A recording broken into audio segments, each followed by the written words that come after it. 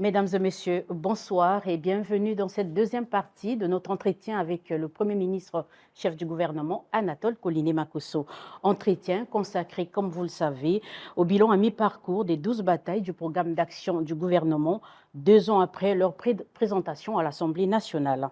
Après donc les batailles 1, 2 et 3, nous poursuivons ce soir avec les 3 suivantes, à savoir une politique sociale juste et solidaire, une culture créative, enfin, une politique d'encadrement et d'éducation de la jeunesse. Monsieur le Premier ministre, une fois de plus, merci de nous accorder ces moments. Nous sommes toujours avec Monsieur Albert Mionzukuta sur ce plateau, directeur de publication de la Semaine africaine, et Mekson Foukou Makaya, journaliste économique. Nous ouvrons donc cet entretien avec la 4e bataille consacrée à la politique sociale. Monsieur le Premier ministre, nous allons commencer par la situation des retraités. Vous avez promis l'amélioration de cette situation. Ce sont des personnes qui ont cotisé durant toute leur carrière professionnelle, mais malheureusement, leur situation est toujours déplorable. Il y en a plein qui ont perdu leur vie par manque de moyens parce que les pensions ne suivaient pas. Il y a quand même une nette amélioration d'après les actions que vous avez menées récemment. Alors, des promesses de cette situation à aujourd'hui, où en êtes-vous avec la situation des retraités, Monsieur le Premier ministre? Merci beaucoup, Madame. C'est d'ailleurs le premier engagement de cette bataille.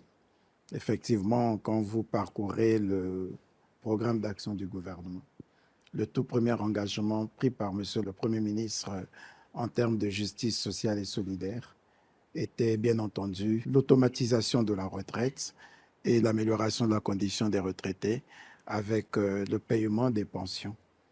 S'agissant de l'automatisation de la retraite, c'est un travail qui est très avancé parce qu'on reçoit de moins en moins des plaintes des compatriotes qui ont fait valoir leur droit à la retraite et qui attendent 6 mois, 1 an avant que leur dossier ne soit traité.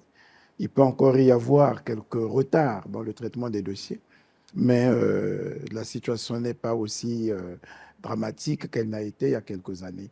Ce sur quoi nous nous étions engagés et au sujet duquel nous avons fourni beaucoup d'efforts, c'est le paiement régulier des pensions de retraités pour garantir la concomitance avec le paiement des salaires. Nous avions pris cet engagement et on peut considérer que depuis début 2022 jusqu'à aujourd'hui, nous n'avons pas failli. Toutes les fois que nous avons réussi à payer les fonctionnaires, les retraités, au même moment, sinon les quelques jours qui suivent, en leur pension. Il y a 2 problèmes avec les retraités. Le premier problème, c'est celui des arriérés. On avait obtenu des retraités qu'ils acceptent que nous puissions suspendre le paiement des arriérés et mettre les arriérés dans ce qu'on appelle la dette sociale. Et cette dette sociale fait partie d'une dette globale qu'on appelle la dette intérieure.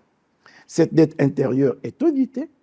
Elle est évaluée à décembre 2022 à pratiquement 1045 milliards parce qu'elle prend non seulement les dettes des pensions, mais les dettes aussi d'autres fonctionnaires pour d'autres activités.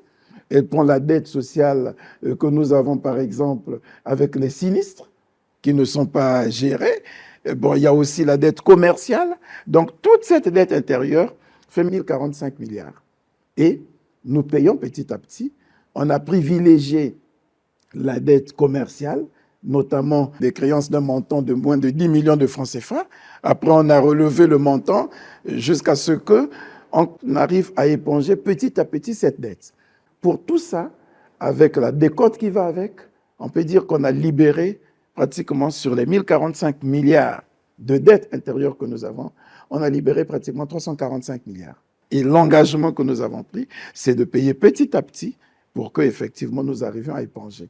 Donc, on n'a pas encore commencé à payer les arriérés de retraités, mais parce que, après vous aurez les arriérés des agents de l'État qui sont gérés par le biais des budgets de transfert. Vous aurez les arriérés, par exemple, des agents du CHU. Vous aurez des arriérés des agents de tel hôpital. On dit, tant que nous n'avons pas encore la maîtrise de la ressource qui puisse permettre de prendre en compte tous ces arriérés, il vaut mieux que tout le monde attende. Et nous avons négocié avec les partenaires sociaux. On voit qu'il y a toujours quelques petits mouvements sociaux, notamment avec les agents de la mairie, mais ça ne porte pas sur le salaire en cours, ça porte toujours sur les arriérés. On dit qu'il faut que certainement nos partenaires sociaux comprennent la situation dans laquelle se trouve le pays. Encore que ce n'est pas la première fois que nous avions gelé le paiement des arriérés. Par le passé, vous savez, et c'est même avec le même président, on est arrivé à rattraper les salaires impayés, qui est arrivé jusqu'à 18 ou 20 mois d'arriérés, en commençant par la transition, où entre 1991 et 1992, on avait eu 3 mois d'arriérés de salaire impayés.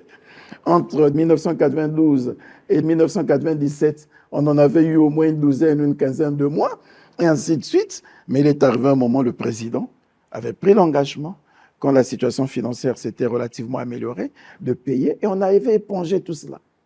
C'est pour cette raison que nous disons aux partenaires que ça ne vaut pas la peine de paralyser l'activité économique, de paralyser l'activité de production du fait du non-paiement des arriérés, parce que l'État finira toujours par les payer.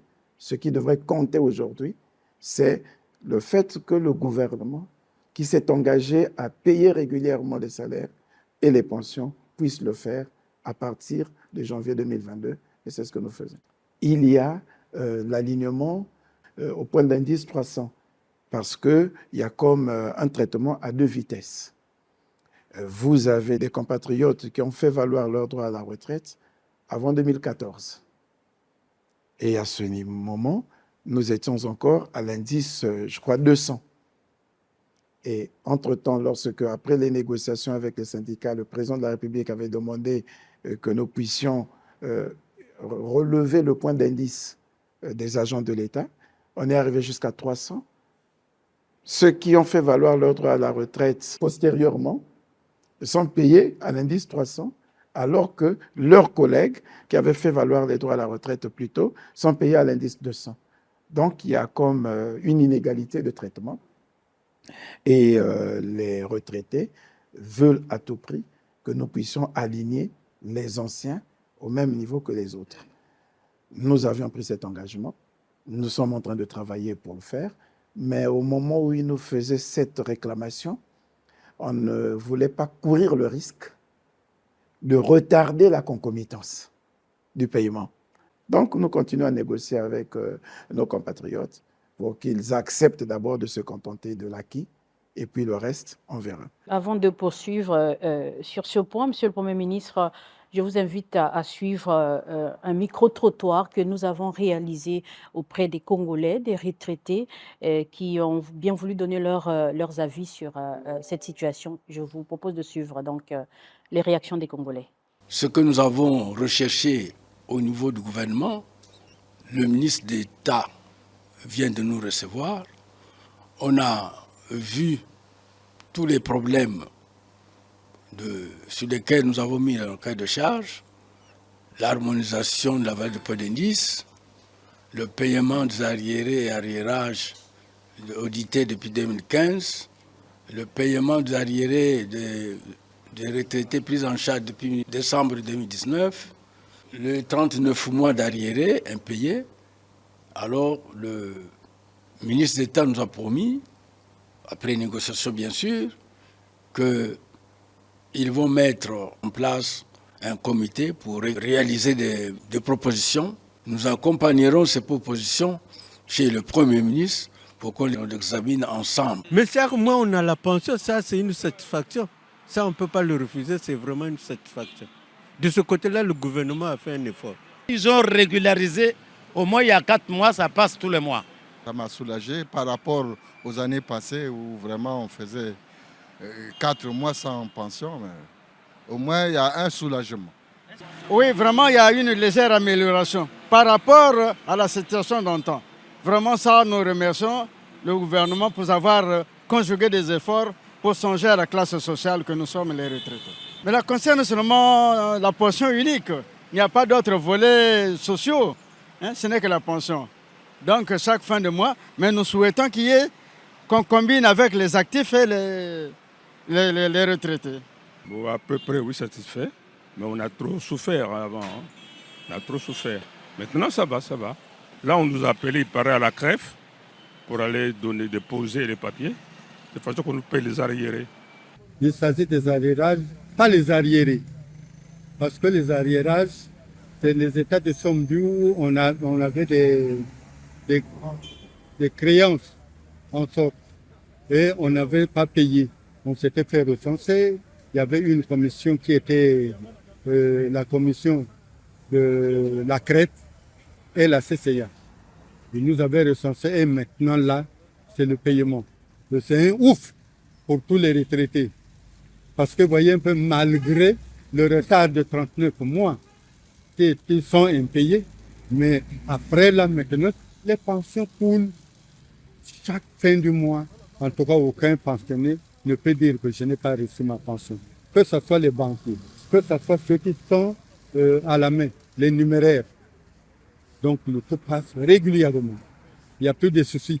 Bon, mais pour le gouvernement, nous leur souhaitons la bonne continuité, qu'on ne lâche pas, qu'on ne revienne pas encore au retard de pension, qu'on continue vers l'avant. C'est ça que nous demandons au gouvernement. Et nous les félicitons pour ce qu'ils font, parce que là, maintenant, là, nous respirons. Maintenant, là, le retraité vit. Donc, coup de chapeau pour le gouvernement. Mais je veux dire qu'on continue à travailler dans de bonnes conditions, qu'on nous mette en condition, et chaque mois, et pour toutes les situations du pays. Petit à petit, ça viendra. Voilà, donc, Monsieur le Premier ministre, ces réactions viennent en quelque sorte vous conforter dans vos réponses, certifier ce que vous avez dit tout à l'heure sur l'amélioration de cette situation des retraités, puisqu'ils le reconnaissent. Hein, le gouvernement a fait beaucoup d'efforts. Un petit commentaire peut-être?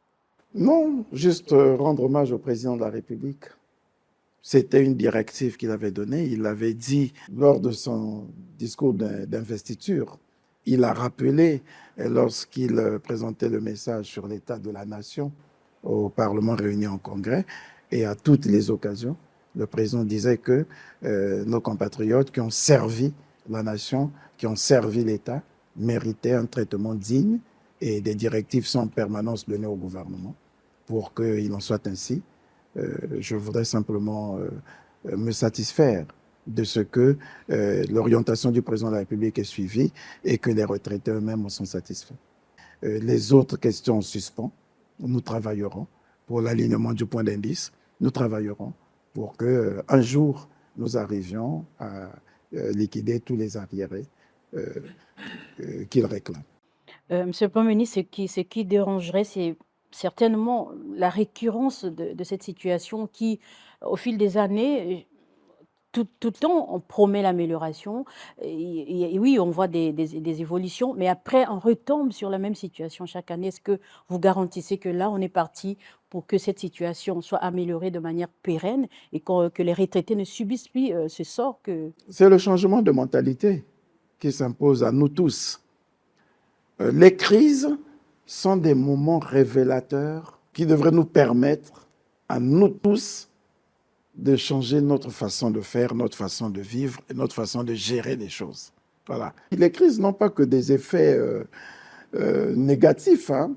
Les crises ont aussi des effets positifs parce que si, après tout ce que nous avons connu, nous décidons maintenant de changer nos façons de faire, d'être plus rigoureux, on aura moins de problèmes de ce genre. Je vous prends un exemple. L'État décide que cette zone est mise en défense parce que l'État a peut-être un projet, parce que ce n'est pas une zone où il faut construire. Les populations passent outre l'instruction de l'État. Elles vont s'y installer. Elles construisent leur maison. Le moment venu, l'État dit, moi j'avais dit qu'on ne devait pas construire dans cette zone, puisque j'avais un projet. Je récupère le site pour réaliser le projet. Les populations disent, mais nous, on va aller habiter où? On va donc obliger l'État à trouver une solution à ces populations qui, du fait de leur récalcitrance, se sont installées là où elles ne devraient pas être. Et comme nous sommes un État qui aime gérer les choses dans le compromis, si vous voulez, on veut une gouvernance apaisée. Que va faire l'État? Expropriation pour cause d'utilité publique. Alors qu'on devrait être dans un cas de déguerpissement parce que vous vous êtes installé là où on ne devrait pas être. Il faut négocier. Et à ce moment, l'État n'a pas d'argent pour exproprier. Ça fait partie de la dette. Voilà. Ça vient grossir la dette sociale. Et on vous dit qu'il faut payer ces gens. Vous imaginez ce que c'est? Quand on va commencer à être plus rigoureux, nous-mêmes, parce que cette dette, c'est nous tous qui la payons, on ne se rend pas compte. Cet argent qu'on va utiliser pour payer la dette, qui ne devrait pas être une dette, devrait servir à financer la santé, l'éducation. Et j'insiste encore sur quelque chose de plus concret que nous voyons tous, les voiries urbaines. Voilà. Nous nous plaignons de l'état de nos villes. Mais l'argent que nous utilisons pour payer des dettes qu'on a imposées à l'État aurait pu servir pour régler ces problèmes. Je peux multiplier des exemples. Voilà. Je peux prendre nos propres comportements. Nos propres comportements. La surfacturation. La complaisance des agents de l'État. On a accordé un marché public à un compatriote, à un entrepreneur, une société. Le projet n'est pas réalisé ou n'a pas été réalisé jusqu'au bout.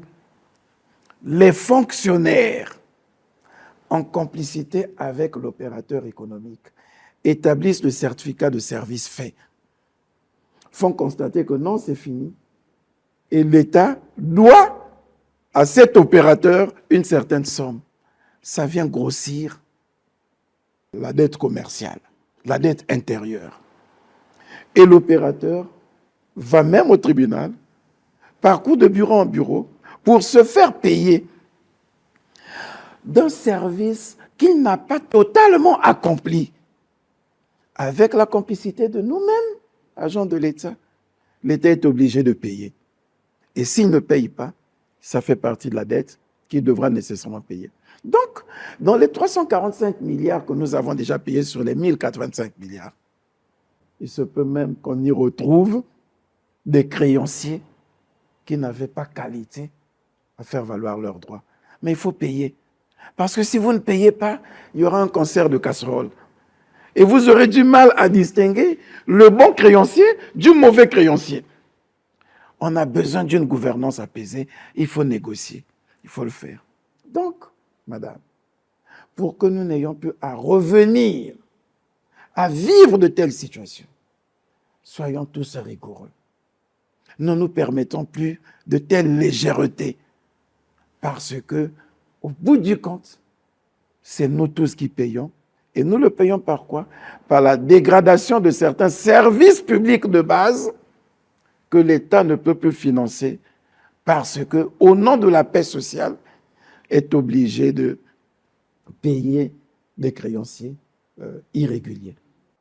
Permettez-moi de revenir sur, vous savez que l'économie, c'est l'argent, c'est les chiffres, c'est aussi les sources de financement. Vous avez fourni un gros effort, c'est très bien, les retraités l'ont dit. En d'autres termes, vous avez quelque part une maîtrise d'une source de financement ou d'une niche. Est-ce que c'est la même niche que vous devriez mettre à profit en 2024 ou il y aura d'autres niches? Est-ce que vous avez une idée déjà? Nous avons dit que nous sommes en train de faire l'effort d'améliorer nos recettes intérieures, nos recettes fiscales, par exemple. Vous savez, l'État n'a pas plusieurs niches. Ce sont les ressources domestiques, d'abord. Les impôts que nous payons, les IRPP que vous payez, la TVA que nous payons sur les produits que nous consommons. C'est ça la principale ressource de l'État. Et c'est pour cette raison que nous nous battons pour que nous ne comptions d'abord que sur ça, parce que ça, c'est la ressource la plus sûre. Si nous avons 60 000 fonctionnaires à qui on paye, je prends comme ça un montant, 50 milliards de francs CFA, je le dis comme ça. Voilà. Je n'aime pas donner aux journalistes des chiffres avec exactitude, parce que, quoi que vous fassiez, ça fait toujours l'objet de polémiques. Et on n'a pas du temps à perdre dans la polémique. Je vous donnerai 60 milliards de francs CFA. Vous verrez quelqu'un qui sortira sur la base des calculs qui sont les siens. Il ne cherche même pas à savoir quel a été le modèle de calcul du Premier ministre ou du gouvernement. Il va vous polluer la vie avec ces éléments d'analyse pour distraire les Congolais et nous amener dans des débats de chiffres, dans des débats d'école. C'est pour cette raison que je suis prudent. Vous verrez, je suis prudent. Voilà. Je vous parlerai de ce que nous avons pu réaliser, mais je n'ai pas besoin de vous parler de ce que nous devons payer, par exemple, pour ceci. Voilà. Ce que je vais mettre à disposition pour réaliser un projet, je peux vous dire, je dis oui, nous avons payé ceci pour tel projet, nous avons pu payer ceci pour la dette sociale. Ça, c'est confirmé partout. Et si vous voulez contester le Premier ministre, il vous produira le rapport de la Banque mondiale, du Fonds monétaire international, puisque ça vous convaincra plus. Mais je n'ai pas besoin de vous parler de la masse salariale, et ainsi de suite. Mais je dis simplement qu'au travers de cette masse salariale, on va prélever l'impôt sur les revenus de personnes publiques. C'est ce qui va constituer la ressource pour l'État. Au travers de ce que nous consommons, on va prélever la taxe sur la valeur ajoutée, la TVA. C'est ce qui va constituer la ressource de l'État. Et quand on aura fait tout ça, on va voir les entreprises, on va prélever l'impôt sur les sociétés. On va voir tout ce que nous faisons, les importations, les exportations, on prélève. Et on constitue la ressource. C'est pourquoi on travaille pour cette ressource, parce que c'est la ressource la plus sûre. Lorsque nous disons qu'en 2022, la croissance a été tirée par les ressources hors pétrole, c'est ça, nos ressources domestiques, c'est sûr. Parce que le pétrole, on ne peut pas trop y compter. Aujourd'hui, c'est bien, vous faites des prévisions là, et demain, le baril baisse, vous n'aurez plus rien. Donc, pour nous permettre de garantir la régularité des salaires, des pensions, nous devons travailler durement pour élargir notre assiette fiscale. Des instructions sont données. Je vous ai dit hier que nous n'avons pas encore atteint nos performances. Quoique, en 2023 déjà, les prestations des impôts sont au-delà des prévisions. Mais nous voulons qu'on aille encore plus loin, parce que jusque-là, nous n'avons qu'une capacité de recouvrement de notre assiette fiscale que d'à peine 50 et quelques %. Si nous intensifions le travail, les cas des impôts vont bientôt être soumis à des contrats de performance. On va dire, vous êtes directeur général des impôts, oui. Si ce trimestre-ci, vous n'êtes pas capable de nous recouvrer tel montant, vous êtes défaillant. Voilà. Ça va pousser les gens à travailler, à faire des recouvrements et à nous permettre d'avoir une ressource domestique qui est stable pour faire face à nos charges de fonctionnement. Voilà. Et ce n'est pas pour rien que, depuis 2014, nous n'avons presque pas réalisé des investissements. Parce que la ressource pétrolière n'étant plus au rendez-vous, la ressource domestique n'étant pas abondante, on a passé le temps à assurer juste les salaires. Et c'est pour cette raison qu'à partir de là, vous avez eu du mal à payer tout le monde, d'où les grèves que vous avez eues un peu partout, la mairie, les hôpitaux. Aujourd'hui, on est en train de s'efforcer. Quand on a mobilisé toute cette ressource fiscale, on essaie de payer tout le monde. Voilà. Monsieur le Premier ministre, on va passer à un autre point qui concerne les revenus des Congolais. C'est vrai qu'il y a beaucoup d'efforts. Déjà, au niveau des retraités, on peut dire que c'est quasiment acquis. Le paiement régulier des salaires, c'est acquis puisque ça se fait depuis plusieurs années de cette façon-là. Ce qui pose problème, c'est au niveau de l'indice même qui justifie le paiement du salaire de fonctionnaires et d'autres salariés. Aujourd'hui, vous êtes conscient, je l'imagine, par rapport au coût de la vie qui est très cher, qui répond en tout cas pas du tout aux revenus des Congolais de manière générale, malgré les efforts du gouvernement. Ça ne suit pas au niveau des marchés et les Congolais ne s'en sortent pas. L'économie ne triche pas. La vie des Congolais dépend de leur capacité de production. C'est ça les règles économiques. Vous parlez du salaire du Congolais qui ne répond pas à la situation économique, sociale, aux charges qu'ils sont en train de vivre. C'est parce qu'il manque une variable travail. Voilà. La richesse, c'est le travail. Et on pourra augmenter l'argent comme on veut, augmenter les salaires des Congolais comme nous voulons. Tant que ce ne sera pas accompagné de la variable travail, on aura toujours un train de vie qui ne correspondra pas à notre avoir. Concrètement, si nous produisons beaucoup, nous avons suffisamment de manioc sur le marché. Nous avons suffisamment de légumes sur le marché. Nous avons suffisamment de poissons sur le marché. De la viande bovine, porcine. La concurrence fera que le prix du produit soit bas et accessible à chacun de nous avec le salaire qu'on peut avoir. Si je gagne 200 000 francs CFA, et qu'il y ait des SAFO en abondance sur le marché, je ne payerai plus 3 000 francs pour avoir un tas de SAFO. Je ne payerai pas 2 000 francs pour avoir un manioc qui puisse me permettre de manger avec ma famille. Je payerai moins. Et comme je vais payer moins dans la nourriture, j'épargnerai.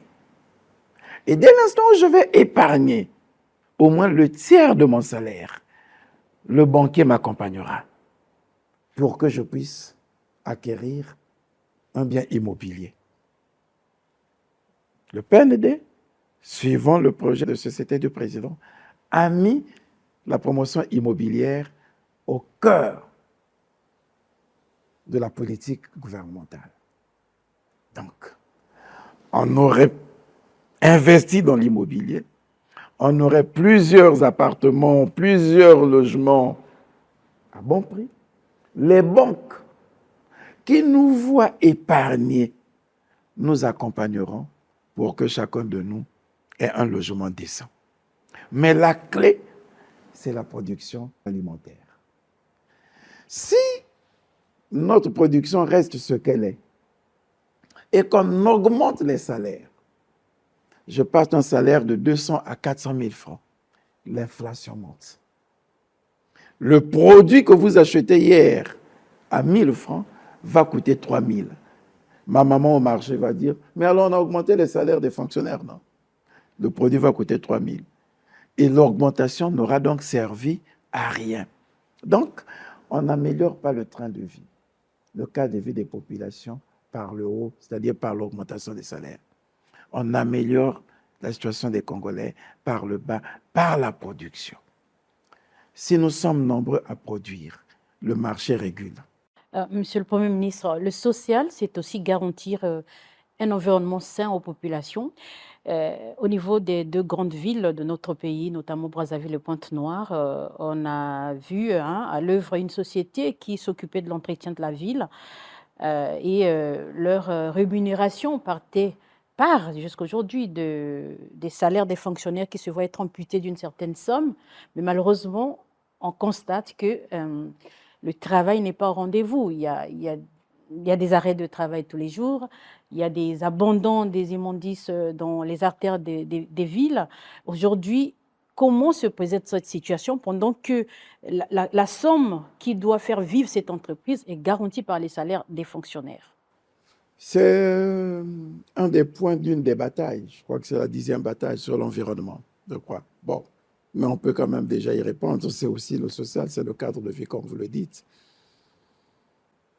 L'idée de départ était de faire en sorte que ces sociétés de ramassage, de traitement des ordures soient payées par le prélèvement auquel vous faites allusion, des fonctionnaires et peut-être des citoyens. La ressource ne répondait pas.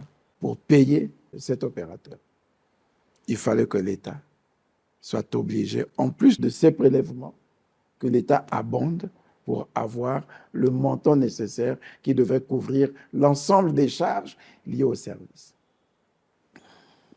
On l'a fait tant que la situation était normale. Et quelque temps après, l'État a commencé à accuser des difficultés de trésorerie et ne pouvait plus payer. D'où les politiques que nous mettons en place. Au lieu de subventionner le carburant, les sociétés qui produisent le carburant ou de l'électricité pour aider les populations, est-ce que ce n'est pas mieux de laisser les populations payer correctement le prix de leur carburant? Et cet argent qu'on devait utiliser pour subventionner, on puisse s'occuper de l'assainissement du cadre de vie des populations. Donc, si vous suivez le gouvernement, si vous êtes d'accord avec ce que nous sommes en train de faire, l'augmentation éventuelle du prix du carburant, l'augmentation éventuelle du prix du kilowattheure va permettre au gouvernement de ne plus donner 300-400 milliards aux sociétés de production de carburant, d'énergie, d'eau, parce que vous avez pris la responsabilité vous-même de payer vos consommations. Et cet argent, on va dire, bon, la mairie de Brazzaville, la mairie de Pointe-Noire, vous êtes où? Puisque vous avez une société qui s'occupe de ça, nous payons désormais totalement la société pour qu'on soit sûr que c'est propre. Voilà. Et le prélèvement qu'on fera des citoyens, c'est juste sur le principe, parce que le citoyen doit participer à l'amélioration de son cadre de vie. Voilà. Pour qu'il n'abuse pas, qu'il soit conscient que même si le plus gros lot vient d'ailleurs, mais qu'il soit conscient que non, moi aussi, je contribue à l'assainissement de la ville parce que je paye 1000 francs, je paye 500 francs, je paye 2000 francs. Mais le plus gros lot, c'est l'argent. Et lui, il le saura encore, il contribuera par le fait qu'il paye correctement son électricité. Il paye correctement son eau. Ça permet à l'État de ne plus payer l'électricité pour moi et d'améliorer mon cadre de vie. Monsieur le Premier ministre, on a l'impression à vous entendre que nous en sommes à la phase des essais. C'est-à-dire, nous essayons ceci, si ça marche, c'est bon, ça marche pas, on change, on passe à autre chose. Nous en sommes quand même à plus de 60 ans après l'indépendance. Nous n'avons aucune formule pour... Avec quel modèle économique? C'est pas des essais. Nous avons appliqué un modèle économique qui a tenu jusque-là parce que l'État venait nous soutenir, j'ai envie de dire. L'État venait en appoint. Et quand on a fait tout ça, on a mis tout ce que nous avons pour que l'État vienne en appoint de ça. On se retrouve aujourd'hui, c'est vous-même encore, qui avez bénéficié de tous ces services que vous en prenez au gouvernement. Ce n'est pas possible. La ville est dans tel état. L'école est dans tel état. Le gouvernement a envie de vous dire, est-ce que vous savez que c'est parce que nous, on a cru à tel modèle économique dans votre intérêt que nous n'avons pas eu suffisamment de ressources pour régler ces problèmes au rythme où vous les cherchez. Maintenant que vous voyez que la priorité pour vous, ce n'est pas le carburant qu'on paye pour vous, ce n'est pas l'électricité qu'on paye pour vous, ce n'est pas l'eau qu'on paye pour vous, que pour ces 3 produits, vous voulez seulement que nous puissions vous garantir la bonne qualité du courant, la bonne qualité de l'eau, la bonne qualité des voies de circulation pour que vous-même vous puissiez payer le prix qu'il faut. Maintenant que vous avez compris qu'on peut faire ça, c'est le pacte social que vous concluez avec le gouvernement. Le gouvernement vous dit oui, je peux vous dire qu'avec votre engagement, je vais tout faire pour vous garantir la bonne qualité du courant et de faire en sorte que le courant arrive même dans les zones où il ne pouvait pas arriver. C'est ce qu'on commence à faire. Je vais vous garantir la bonne qualité de l'eau et de faire en sorte que l'eau soit de bonne qualité et qu'elle arrive là où elle ne pouvait pas arriver. Je vais vous garantir les vraies voiries urbaines. Puisque je ne finance plus moi ça et vous-même vous avez accepté de financer, moi, je vais prendre tout cet argent pour améliorer ce cadre de vie. Voilà. Je vais maintenant donner aux gens de faire l'assainissement, de nous construire une société de traitement des ordures. On va relancer l'usine des pavés. Monsieur le Premier ministre, à vous entendre parler, et ceux qui nous suivent se posent certainement la question, qui est celle de savoir, enfin, la fin des quartiers précaires. Mais la question que le journaliste aimerait vous poser, en dehors de leurs préoccupations, c'est celle de savoir, finalement, dans ces modèles-là, dans quel sens devrait évoluer la ville de Brazzaville? Dans quel sens devrait évoluer la ville de Pointe-Noire pour éviter de tomber dans ces quartiers précaires? La fin des quartiers précaires avait déjà été annoncée et amorcée par le président de la République avec le projet d'URCAP, développement urbain des quartiers précaires, mais qui avait déjà été précédé par un autre, je crois, le PEDU, en partenariat avec la Banque mondiale. Donc vous voyez d'où remonte la préoccupation du président de la République de mettre un terme aux quartiers précaires. On a tenté une expérience s'agissant du projet d'URCAP avec 4 quartiers. Vous avez vu comment ça a tout de suite changé la physionomie. Et c'est ce qui avait donné les idées au gouvernement de créer l'usine de pavés. Voilà, créer une société de pavés.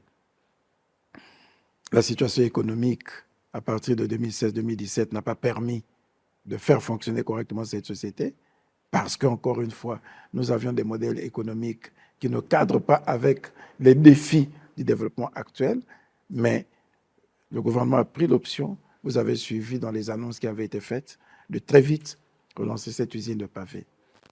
Et nous allons continuer sous une autre forme avec les ressources du gouvernement, le travail tel qu'il a été initié par le projet d'URCAP, de sorte que ce soit maintenant le gouvernement qui étende ce qui a été fait au niveau de 4 quartiers, Soukissa et puis Mboukou et Chinyambi à Pointe-Noire.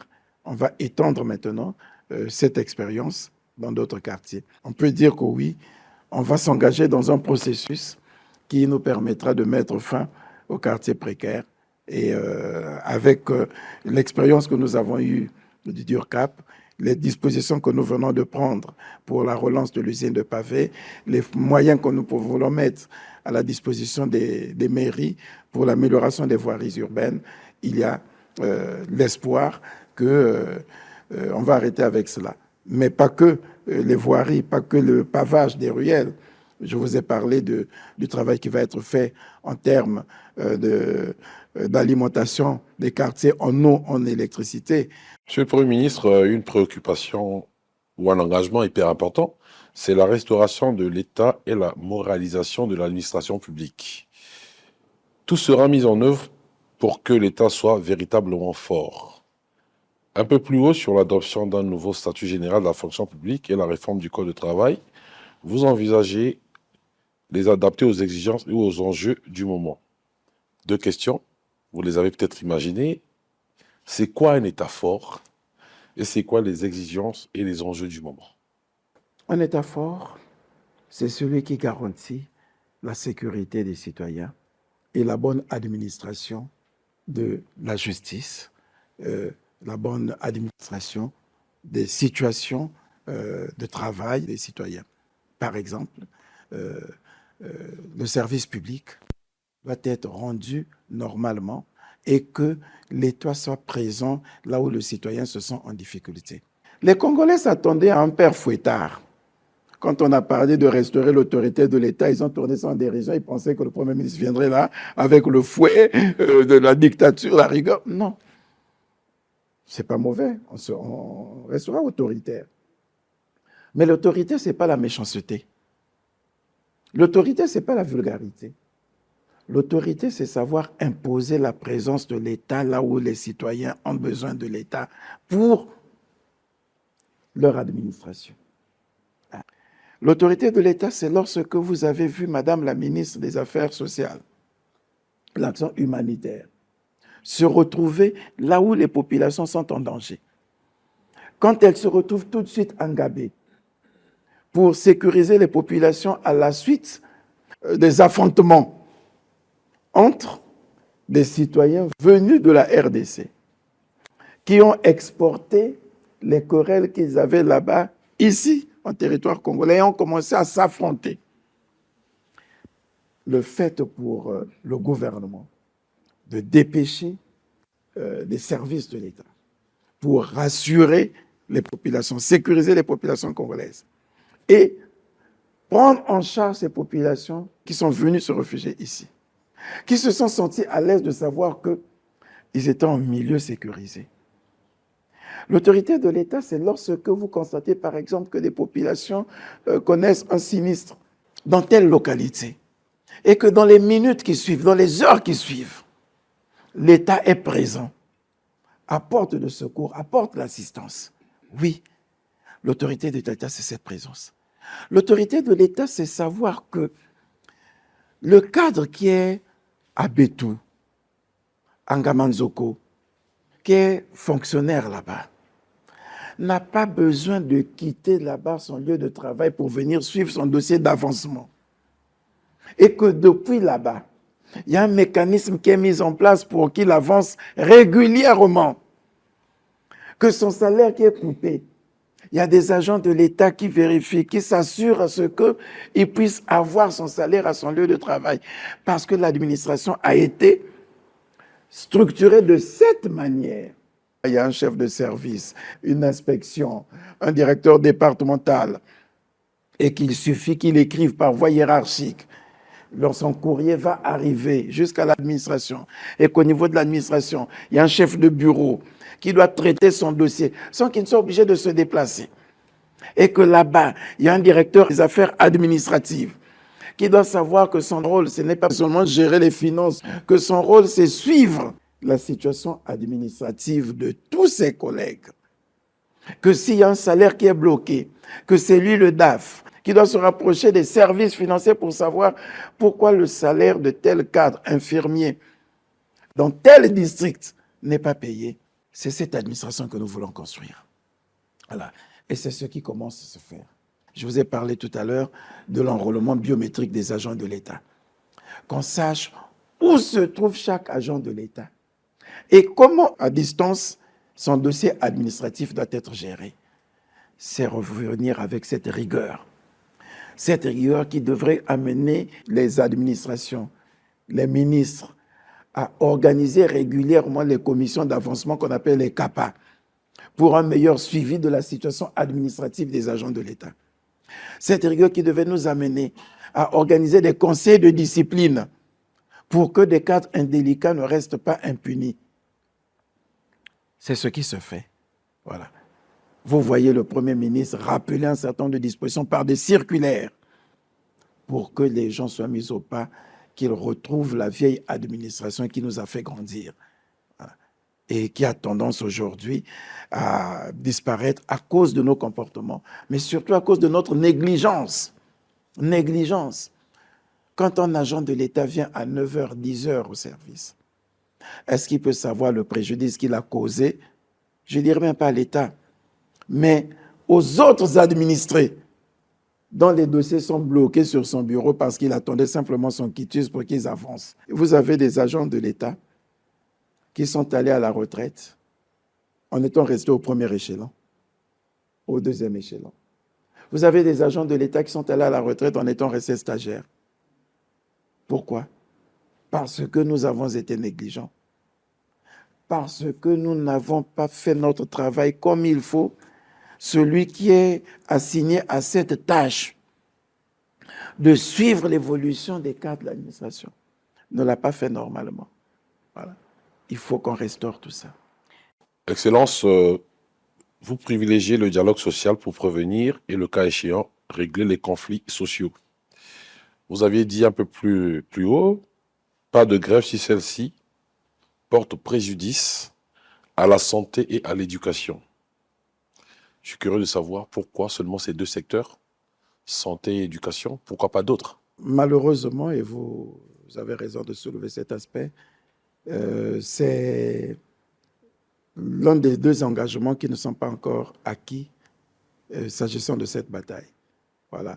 On devrait faire adopter une loi pour mieux régir la grève dans leur pays. Parce que vous imaginez, une semaine d'arrêt de cours, vous ne savez pas les dégâts que ça cause dans la société et le nombre d'échecs scolaires que vous pouvez causer. Parce qu'un élève qui n'est pas venu à l'école pendant une semaine, après une semaine, il n'aura plus envie de venir à l'école. Voilà. Il n'a plus envie de venir à l'école et il peut vite décrocher. Donc, quand on fait une grève générale, on arrête les cours pendant une semaine, 2 semaines, 1 mois. Vous ne savez pas le tort que vous avez causé aux enfants. Parce qu'il suffit simplement qu'on ait une année blanche pour que vous ayez au moins le 10e, sinon le 15e de la jeunesse qui se mettent en décrochage scolaire et vous ne pouvez pas les rattraper. C'est pour cette raison que nous ne supportons pas des grèves générales dans l'enseignement. Ce n'est pas simplement du fait du gouvernement, mais c'est parce que nous sommes conscients des dégâts que cela cause dans la société pour l'avenir. Le décrochage scolaire sera important, il ne peut pas le rattraper. La santé aussi, c'est pareil. Je crois que nous avons tous été malheureux de voir qu'un CHU soit resté pendant des mois sans travailler, sans qu'il y ait le moindre service ouvert.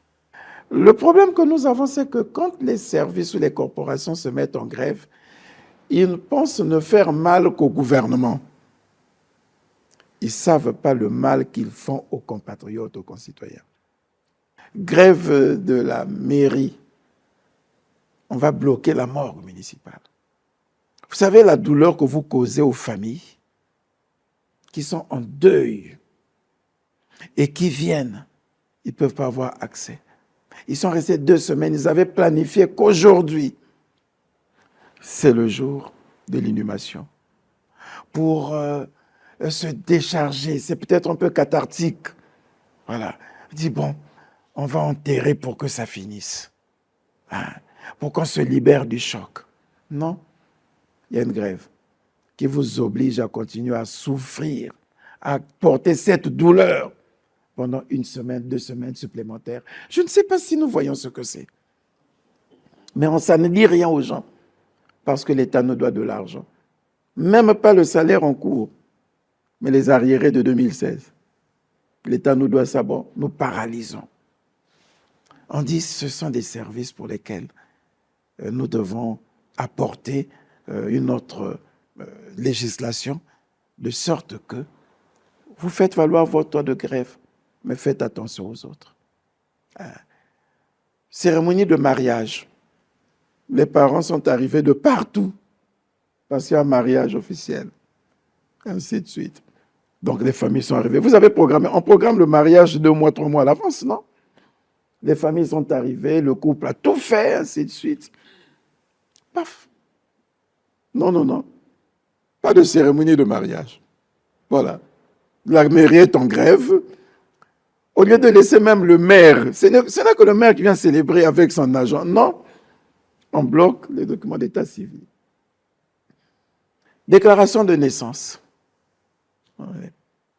1 mois, 2 mois, pas de déclaration de naissance. Ça veut dire qu'après 2 mois, cet enfant, pour avoir un acte de naissance, il lui faut un jugement. Voilà. Il lui faut une autre procédure. Mais le parent qui ne connaît pas cette procédure, il va rester comme ça. Cet enfant va grandir sans acte de naissance. Est-ce qu'on a vu ce que c'est? Pourquoi? Parce que je vais faire valoir mon droit de grève. Et le jour qu'on vous a payé, est-ce que vous pourrez être capable de réparer le tort que vous avez causé? Non pas seulement à l'État, mais aux compatriotes. Pourquoi il nous manque de l'empathie? La contestation ne consiste pas simplement à avoir un arrêt de travail. Et même quand vous décidez d'un arrêt de travail, ce n'est pas l'arrêt du service. C'est pour cette raison qu'on prévoit le service minimum. Pourquoi, au nom de la grève, vous allez empêcher que même on recrute des bénévoles pour aller travailler à la morgue? Pourquoi? Ça devient de la méchanceté. L'État a dit, OK, vous ne voulez pas travailler, il n'y a pas de problème. Je respecte votre droit de grève. Le temps que nous continuons à discuter pour qu'on comprenne. Parce que l'État ne se passera jamais de vous toute la vie. Non. Mais il dit, mais pendant ce temps,